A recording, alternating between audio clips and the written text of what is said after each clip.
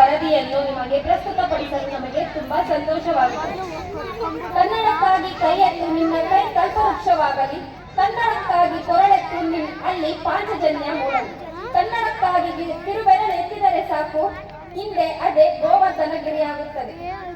ನಮ್ಮ ಹೆಮ್ಮೆಯ ರಾಷ್ಟ್ರಕವಿ ಕುವೆಂಪು ಅವರ ಕವಿತೆಯನ್ನು ಸ್ಮರಿಸಿ ಇಂದು ನಮ್ಮ ಗೌತಮ್ ಪಬ್ಲಿಕ್ ಶಾಲಾ ವರದಿಯನ್ನು ಪ್ರಾರಂಭಿಸೋಣ. ಇಂದು ನಮ್ಮ ಶಾಲೆಯು ಪ್ರಿಕೆಜಿಯಿಂದ 10ನೇ ತರಗತಿಯವರೆಗೂ ಹೊಂದಿದ್ದು, ಈ ಎಲ್ಲಾ ತರಗತಿಯಲ್ಲಿ ನುರಿತ ಶಿಕ್ಷಕರಿದ್ದು ತಮ್ಮ ಕರ್ತವ್ಯವನ್ನು ಪ್ರಾಮಾಣಿಕವಾಗಿ ನಿರ್ವಹಿಸುತ್ತಿದ್ದಾರೆ. ಅದೇ ರೀತಿ ನಮ್ಮ ಶಾಲೆಯನ್ನು ಉನ್ನತ ಪ್ರಗತಿಗೋಸ್ಕರ ನಮ್ಮ HM ಶ್ರೀಮತಿ ಅಶ್ವಥಮ್ಮ ಮ್ಯಾಮ್ನವರು ಹೆಚ್ಚಿನ ಆದ್ಯತೆಯನ್ನು ನೀಡಿ ಶಾಲೆಯನ್ನು ನಡೆಸುತ್ತಿದ್ದಾರೆ. ಹಾಗೂ ಮಕ್ಕಳ ಉನ್ನತ ಶಿಕ್ಷಣಕ್ಕೆ ಅನುವಾಗಲೆಂದು ನಮ್ಮ ಶಾಲೆಯಲ್ಲಿ ಡಿಜಿಟಲ್ ಶಿಕ್ಷಣವನ್ನು ಅಳವಡಿಸಲಾಗಿದ್ದಾರೆ. ದಿನಾಂಕ 5/6/2025 ಪರಿಸರ ದಿನಾಚರಣೆಯನ್ನು ಆಚರಿಸಲಾಗಿದೆ.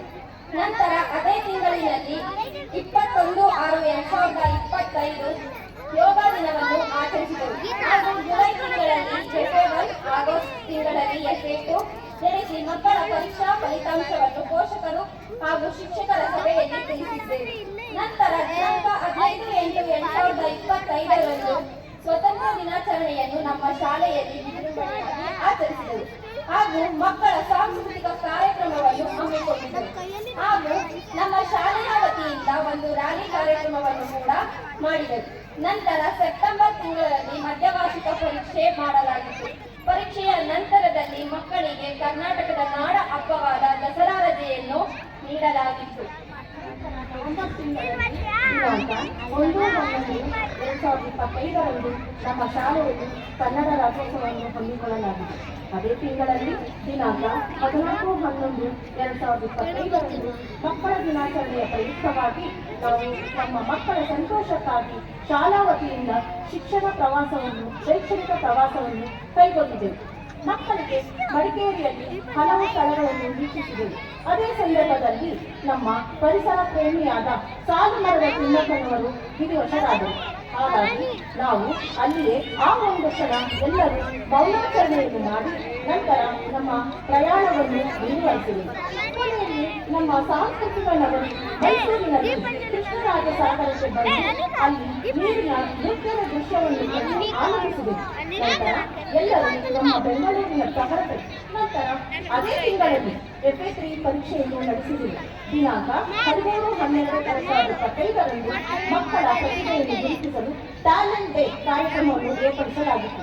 ಅದರಲ್ಲಿ ಪ್ರಿಕೆಜಿ, LKG, UKG, 1ನೇ ತರಗತಿ, 2ನೇ ತರಗತಿ ಹಾಗೂ 3ನೇ ತರಗತಿ ಮಕ್ಕಳಿಗೆ ಚಿತ್ರಕಲೆ ಸ್ಪರ್ಧೆ ಹಾಗೂ 6ನೇ ಮತ್ತು 7ನೇ ತರಗತಿ ಮಕ್ಕಳಿಗೆ ಆಶುಭಾಷಣ ಸ್ಪರ್ಧೆ ಹಾಗೂ 8ನೇ, 9ನೇ ಮತ್ತು 10ನೇ ತರಗತಿ ಮಕ್ಕಳಿಗೆ ನಮ್ಮ ಹಳ್ಳಿಯ ಸೊಬಗು ಹಾಗೂ ಸಿಟಿಯ ವೈಭವದ ಬಗ್ಗೆ ಚರ್ಚಾ ಸ್ಪರ್ಧೆ ಮತ್ತು ಇತ್ತೀಚಿನ ದಿನಗಳಲ್ಲಿ ಹೆಚ್ಚಾಗಿ ಮೊಬೈಲ್ ಬಳಸುವುದರಿಂದ ಮೊಬೈಲ್ ಬಳಕೆಯ ಬಗ್ಗೆ ಚರ್ಚಾ ಸ್ಪರ್ಧೆಯನ್ನು ನಡೆಸಲಾಗಿದೆ.